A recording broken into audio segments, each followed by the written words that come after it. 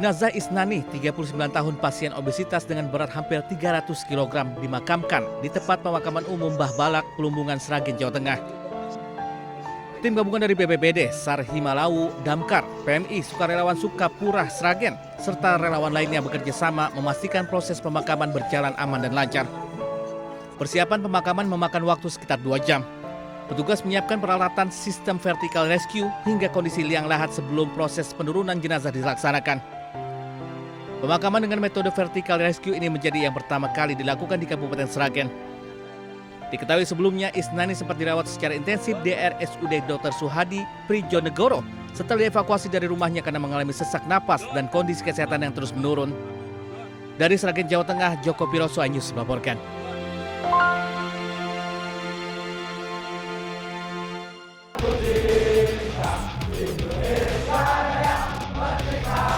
Inilah suasana ratusan remaja yang terjaring razia balap liar dihukum menyanyikan lagu kebangsaan Indonesia Raya oleh petugas Polres Temanggung. Ratusan remaja ini ditangkap beserta sepeda motornya saat melakukan balap liar di sepanjang Jalan Kedu, Sari Ayam, Parakan. Pembalap liar langsung membubarkan diri menghindari petugas. Remaja yang tidak sempat menyelamatkan diri langsung ditarik oleh polisi. Beserta sepeda motor yang tidak standar langsung dibina dan dikenai tilang. 106 sepeda motor milik pembalap liar dan warga yang menonton disita polisi. Usai ditilang, ratusan motor berada di Mapolres Temanggung. Kami melaksanakan operasi skala besar, melibatkan 131 personil gabungan, Polres dan Polsek melaksanakan operasi terkait dengan kegiatan balap liar. Di mana kita ketahui bersama bahwa balap liar ini sangat meresahkan masyarakat. Petugas mengimbau kepada orang tua untuk mengawasi anak-anak mereka saat berkegiatan di luar rumah, terutama pada malam hari. Dari Temanggung, Jawa Tengah, Didik Dono Hartono, iNews melaporkan.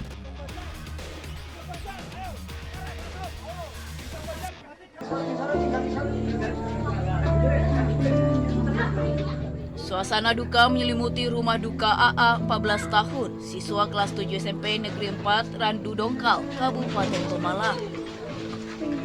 Korban yang baru sekitar 1 bulan menempuh pendidikan di sekolah tersebut meninggal dunia Minggu malam setelah sempat menjalani perawatan di Rumah Sakit Mardatila.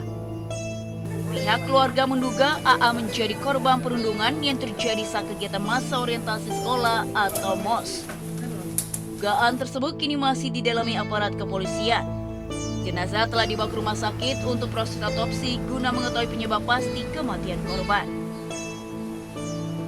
Otopsi bersama dengan Bid Dokes Polda Jatim, dan untuk hasil dari otopsi nanti akan kami rilis lebih lanjut dari hal ini karena kami juga dalam proses penyelidikan dan Sejumlah saksi telah diperiksa, namun petugas masih menunggu hasil resmi otopsi menjadi dasar untuk melakukan tindakan selanjutnya. Dari Pemalang, Jawa Tengah, Suryono Soekarno melaporkan.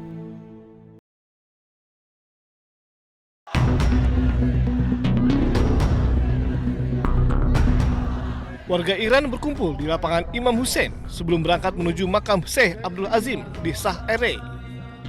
Brigadir Jenderal Hasan Sadeh, Komandan Korps Muhammad Rasulullah Yargisi mengatakan, peringatan tahun ini menunjukkan kohesi dan persatuan di Iran, Irak, dan di tempat lain.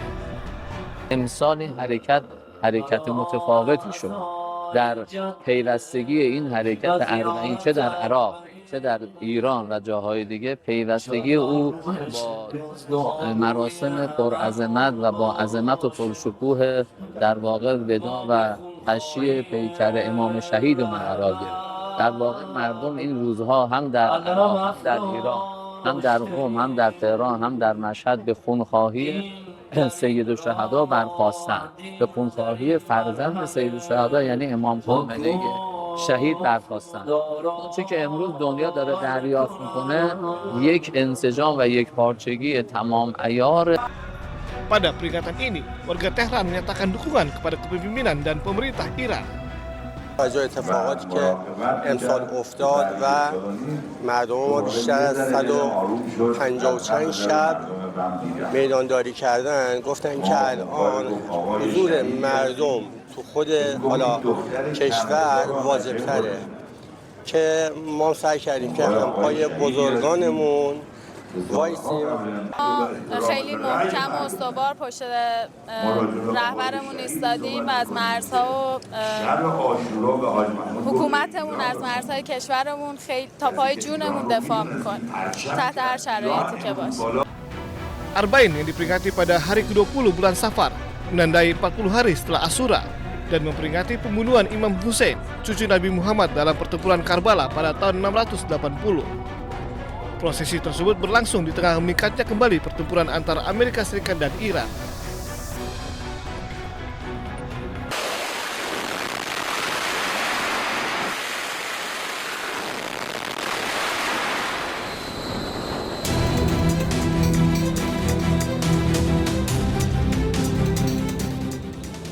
Usai tanda tangan nota kesepahaman damai bulan Juni lalu, konflik antara Amerika Serikat dan Iran kembali memanas. Iran mengecam Amerika Serikat atas dugaan rencana untuk menguasai Selat Hormuz dan merebut cadangan energi Iran. Penasihat militer pemimpin tertinggi Iran, Mohsen Rezai, memperingatkan bahwa setiap pengerahan militer AS di jalur perairan Selat Hormuz akan diserang Iran. الان آتش بحثی وجود نداره ولی حملات ما معنا داره. مثلا کریدور دوم رو به هیچ وجه ما اجازه نمیدیم در تنگه هرمز کریدور دوم باز بشه. حتی اگر ناو هم بیارن ناوشو میزنیم، اگر نیروی نظامی هم بیارن میزنیم. فعلا ما کشتی‌ها رو تهدید میکنیم که نرن. خب خوشبختانه خیلی از کشتی‌ها تهدیدات ما رو گوش میکنن، برمیگردن، ما درگیر نمیشیم. ولی بعضی‌ها که معلومه کاملا آمریکایی‌ها بهشون فشار میارن، اونا میان خب یه آسیبی بهشون وارد میشه، خب خودشون برمیگردن. Sebelumnya, Presiden Amerika Serikat Donald Trump menyebut bahwa AS tidak akan membiarkan Iran mengambil kendali atas Selat Hormuz. Ia juga mengatakan Iran tidak akan boleh memungut biaya terkait penggunaan Selat Hormuz. Hal itu dikatakan Trump di Gedung Putih, Washington DC, Amerika Serikat pada Senin. Would Iran be willing to return to fully free navigation of the Has to be. I'm not going to let them charge. If anybody's going to charge, we'll charge. We're the one that has we have total control. You know, we have a thing called a blockade with his Navy. And that Navy is, they call it a wall of steel, the United States wall of steel. And no, there's not going to be charging. We're not talking about charging at all. There won't be charging. Sebelumnya, Trump sempat mengklaim bahwa Amerika Serikat dan Iran telah mencapai kesepakatan mengenai Selat Hormuz menjelang negosiasi pada hari Senin.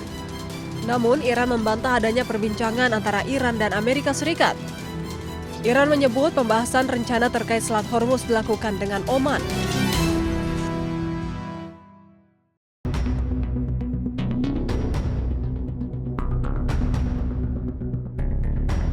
Militer AS telah merilis rekaman yang menunjukkan penegakan blokade maritimnya terhadap Iran.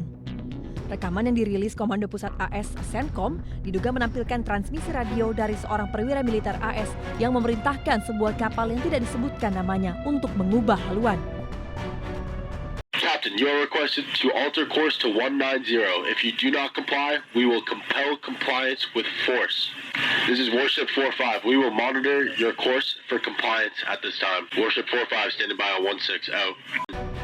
CENTCOM juga mencatat hingga 3 Agustus, pasukan AS telah mengalihkan rute 44 kapal komersial, termasuk melumpuhkan 2 kapal dan menaiki 2 kapal lain selama operasi penegakan blokade terhadap Iran.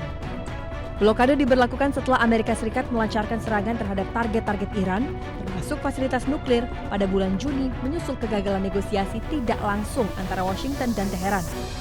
Sejak itu, pasukan Angkatan Laut Amerika Serikat telah meningkatkan patroli di teluk dan perairan sekitarnya.